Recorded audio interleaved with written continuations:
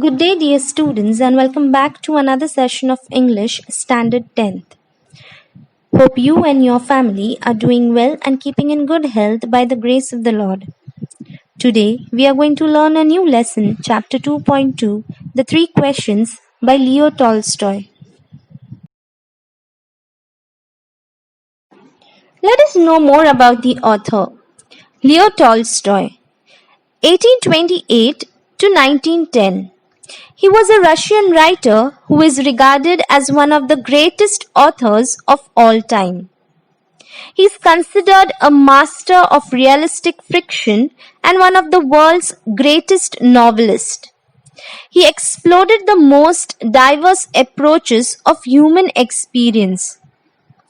He was known primarily for having written the masterpieces such as War and Peace, A Confession, Anna Karenika, and many more, which were commonly regarded as the finest novels ever written. He first achieved literary acclaim in his 20s with his semi-autobiographical trilogy, Childhood, Boyhood, and Youth. Let us know what is a parable now. A parable is a short story with a moral lesson. A simple story used to illustrate a moral or spiritual lesson as told by Jesus in the Gospels. A parable usually has human characters. This parable concerns a king who wants to find the answers to what he considers to be the three most important questions in life. The Three Questions, written by Leo Tolstoy, is a beautiful parable which motivates and inspires our life. In this lesson, we are going to learn how the king finds the answers to his three questions, that are, what was the right time for any action? Who are the most important necessary people in life? What were the most important things to do in life? So, let us see how the king gets the answers to his questions.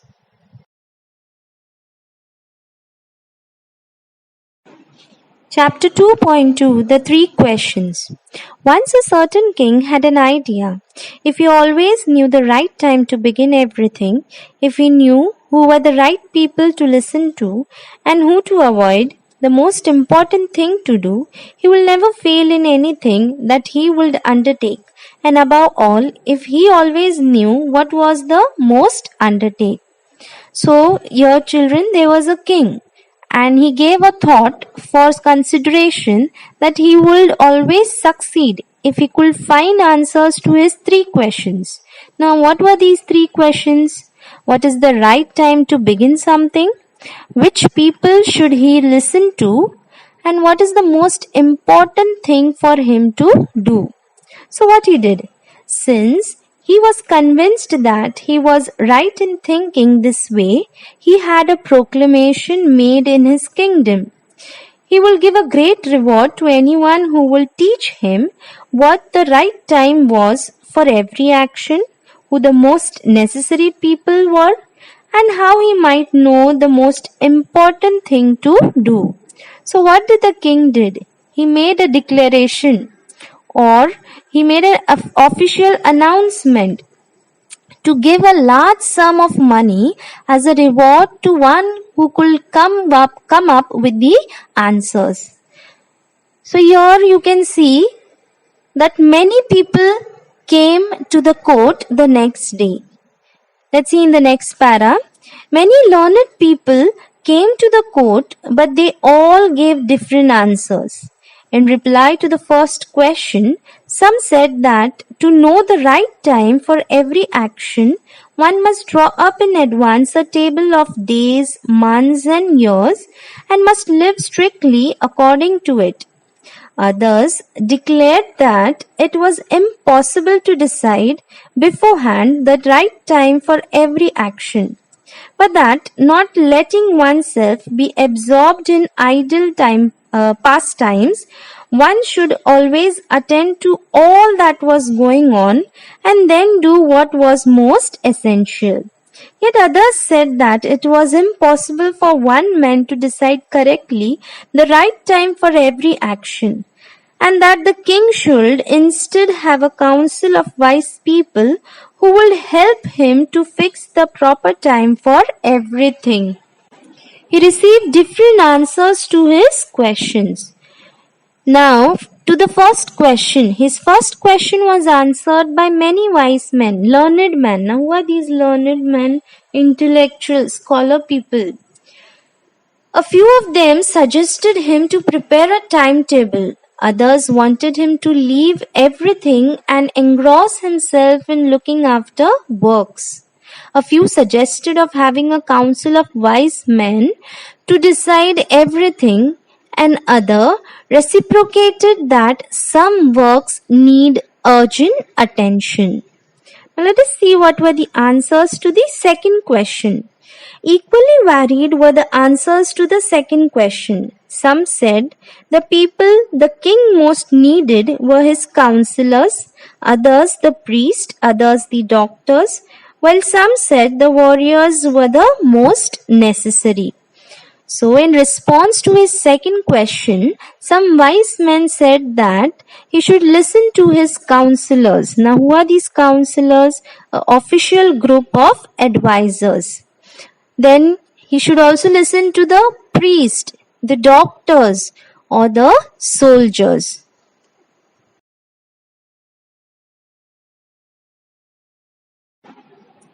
Let's see what were the answers to the third question. To the third question about what was the most important occupation, some replied that the most important thing in the world was science. Others said it was skill in warfare, and others again that it was religious worship. The king was convinced by none of these answers and gave the reward to none. So now what were the answers to the third question? Some wise men said science should be of highest priority for the king, and while others said religion. The king was not satisfied with these answers as they were so different from each other, and therefore he did not give any reward to anyone. Now what did the king decide? Let's see. He decided instead to go to a hermit who was widely renowned for his wisdom. The hermit lived in a small hut in a forest which he never left. He spoke only to common folk, so the king put on simple clothes and approaching the hermit's cell, dismounted his horse and left his bodyguard behind. So what he decided? He decided to seek consultation of a wise hermit who lived in the jungle. The hermit saw only ordinary people, so the king dressed up like a normal man, leaving behind his horse and bodyguards, and went to meet the hermit. When the king arrived, the hermit was digging the ground in front of his hut. He greeted the king but went on digging. The hermit was frail and weak, and each time he struck the ground with the spade and turned over a little earth, he breathed heavily. The king went up to him and said, I have come to you, wise hermit, to ask you to answer 3 questions. How can I learn to do the right thing at the right time? Who are the people I most need, and to whom should I therefore pay most attention? And what affairs are the most important and need my first attention? So when the king reached over there, what did he see?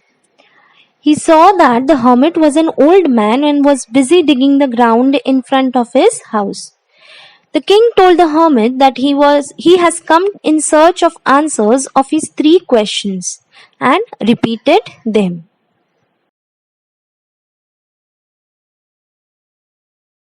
Now let's see whether the hermit answered the questions. The hermit listened to the king but said nothing. He just spat on his hand and resumed digging. The king watched in silence for a while. Then, feeling sorry for the hermit, he said, You are tired. Let me take the spade and work a while for you. The hermit silently handed over the spade and sat down on the ground. When he had dug 2 beds, the king stopped and repeated his questions. The hermit again gave no answer, but rose, stretched out his hand for the spade, and said, Now rest a while and let me work a bit. But the king did not give him the spade, and continued to dig. 1 hour passed and another. The sun began to sink behind the trees, and the king at last stuck the spade into the ground and said, I came to you, wise one, for an answer to my questions. If you can give me none, please say so, and I will go home. Here comes someone running, said the hermit. Let us see who it is. The king turned round and saw a bearded man came running out of the forest. So the hermit didn't respond and continued digging the ground. Some time passed, and the king, seeing the hermit to be tired, offered his help. The king continued digging the ground till evening. In the evening, the king again requested the hermit to answer his questions. But at the moment, someone came running towards the hermit's hut. Now, let us see what happens next. The man held his hands pressed against his stomach, and blood was flowing from under them. When he reached the king, he fainted and fell to the ground, moaning feebly. The king and the hermit unfastened the man's clothes. There was a large wound in his stomach. The king washed it and bandaged it with his handkerchief and a towel the hermit had. But the blood would not stop flowing, and the king again and again removed the bandage soaked with warm blood and washed and rebandaged the wound. When at last the blood stopped flowing, the man revived and asked for something to drink. The king brought some fresh water and gave it to him. Meanwhile, the sun had set, and it had become cool.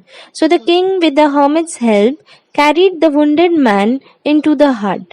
The man lay there quietly with his eyes closed, but now the king was so tired after his walk and the work he had done that he lay down himself and also fell asleep. When he awoke in the morning, it took him some time to remember where he was and who was the strange bearded man lying by his side and gazing intently at him. Forgive me, said the bearded man in a weak voice, when he saw that the king was awake and was looking at him. I do not know you, and have nothing to forgive you for, said the king. So, your children, a man came running towards them with a hand on his wounded stomach. The king cleaned the wound and dressed the wound, controlling the flow of blood. The man felt better and asked for some water. Hermit and the king took the man inside the house. The man was lying quite inside the house, and tired king too fell asleep on the ground. In the morning, when the king opened his eyes, he saw the wounded man asking for forgiveness. Now, what did the king reply to him? I don't know who you are. Then why should I forgive you?